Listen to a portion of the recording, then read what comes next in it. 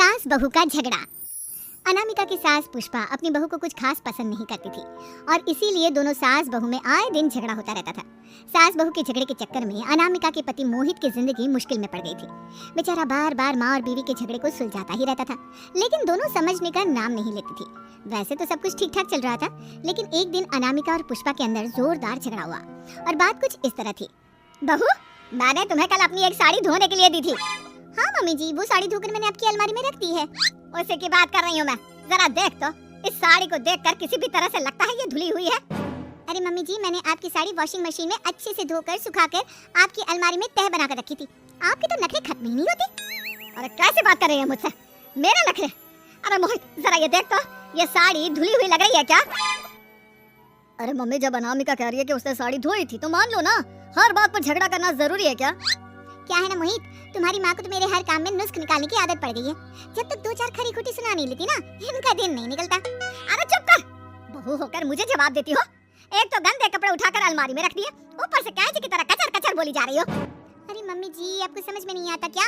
मैंने साड़ी धो कर रखी थी, तो फिर इतनी गंदी क्यों लग रही है? अब मुझे क्या पता मम्मी जी, आप इस पर इस तरह तेल और घी की चिकनाई के दाग लगाकर लाएंगी तो ये मेरी जिम्मेदारी थोड़ी ना है। अरे तो हाथ से धोना चाहिए था ना।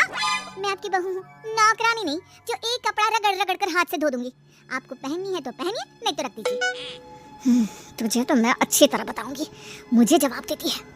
एक दिन सुबह के वक्त, अरे अनामिका, मेरी व्हाइट शर्ट कहाँ है? आज ऑफिस में बहुत बड़ा प्रेजेंटेशन है और मुझे वो व्हाइट शर्ट पहन कर जाना है।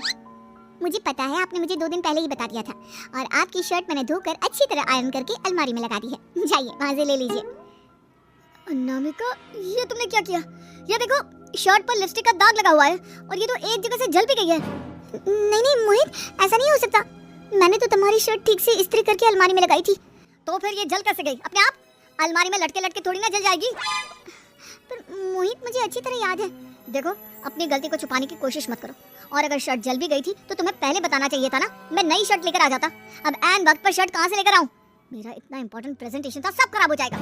अरे बेटा, क्यों परेशान होता है? ये देख, मैंने तेरे लिए पहले से ही एक नई व्हाइट शर्ट लाकर रखी है। लेकिन मम्मी, आप मेरे लिए व्हाइट शर्ट क्यों लेकर आई?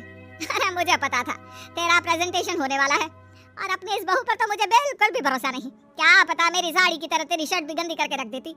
और देख, वही हुआ ना। बेटा, सारी टेंशन छोड़ और ये नई शर्ट पहन कर जा। थैंक यू मम्मी, आज तो आपने बचा लिया मुझे। कुछ दिनों के बाद, अरे अनामिका, जानती हो ऑफिस में मेरा जो दोस्त है ना अमर, आज उसका बर्थडे है और उसे तुम्हारे हाथ का चॉकलेट केक बहुत पसंद है। थोड़ा सा बनाकर टिफिन में रख दो ना प्लीज। हाँ हाँ, क्यों नहीं, मैं बहुत अच्छा केक बनाकर आपके दोस्त के लिए रख दूंगी।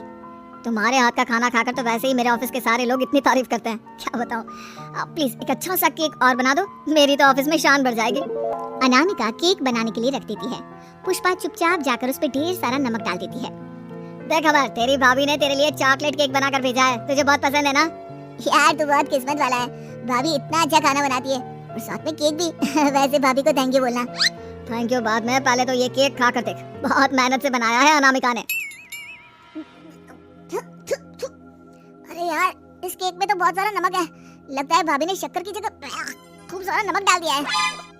अरे मोहित, तू तो अपनी बीवी की कुकिंग की बहुत तारीफ करता फिरता है, जरा पूछना अपनी बीवी से केक में नमक कब से डलने लग गया।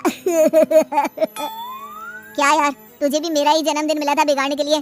केक नहीं लाना था तो मत लाता, कम से कम मुझे इस तरह नमक वाला केक तो नहीं खिलाता। अरे नहीं यार, अनामिका ऐसा नहीं कर सकती, जरूर कुछ गड़बड़ हुई होगी। घर जाने के बाद, अनामिका, अगर तुम्हारा केक बनाने का मन नहीं था तो ना बनाती, लेकिन मेरी बेइज्जती करवाने की क्या जरूरत थी? अरे आपकी बेइज्जती, ये आप क्या कह रहे हैं? मैंने तो सुबह आपको इतने अच्छे तरीके से केक बना कर दिया था। हाँ, लेकिन उसमें इतना सारा नमक डाल दिया था कि आज ऑफिस में मेरा अच्छा खासा मजाक बना है। मेरे सारे दोस्त हंस रहे थे मुझ पर।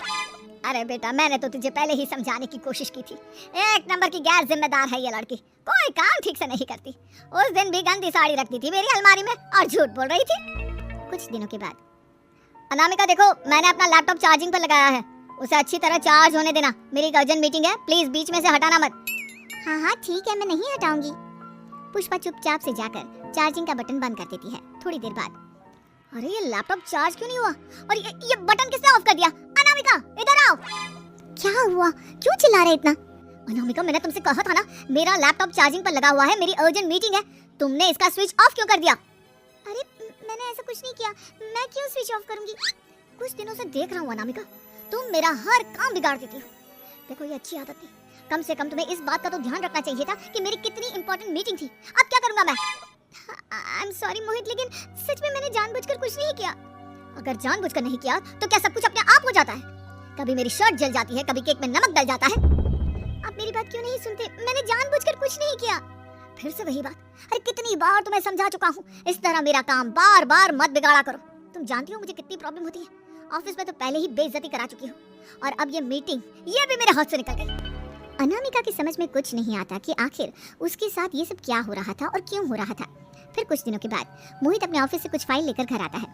अनामिका, ये कुछ फाइलें हैं, इन्हें संभाल कर रख दो, और प्लीज इस बार ध्यान से, कोई गड़बड़ी नहीं होनी चाहिए। नहीं मोहित, कोई गड़बड़ी नहीं होगी, मैं सारी फाइल्स अलमारी में लॉक करके रखूंगी और चाबी अपने पास रखूंगी। अनामिका, जरा अलमारी की चाबी तो देना। क्यों मम्मी जी, आपको क्या काम है? उसमें मोहित की जरूरी फाइल रखी है, और मैं नहीं चाहती कि इस बार कोई भी गड़बड़ हो। पता नहीं कुछ दिनों से हर काम खराब हो जाता है।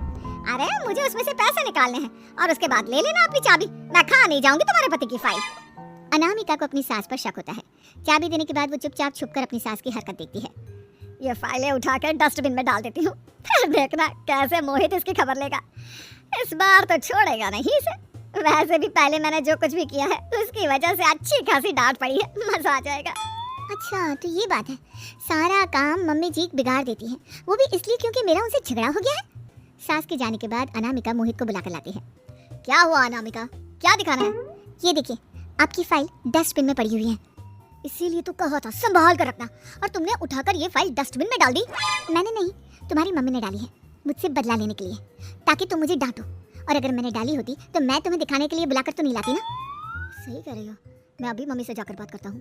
थोड़ी देर बाद, मम्मी सच सच बताइए, मेरी फाइल अलमारी में से निकाल कर डस्टबिन में आपने डाली थी ना? अरे अपनी माँ पर इल्जाम लगाता है, शर्म नहीं आती तुझे? मैं इल्जाम नहीं लगा रहा हूँ मम्मी, जो सच है वही पूछ रहा हूँ।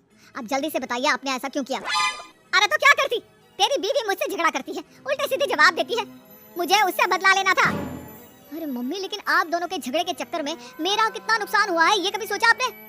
मम्मी जी, अगर आपका बदला पूरा हो गया हो तो आइंदा ऐसी कोई हरकत मत करना, क्योंकि अब आपकी सच्चाई हमारे सामने आ चुकी है।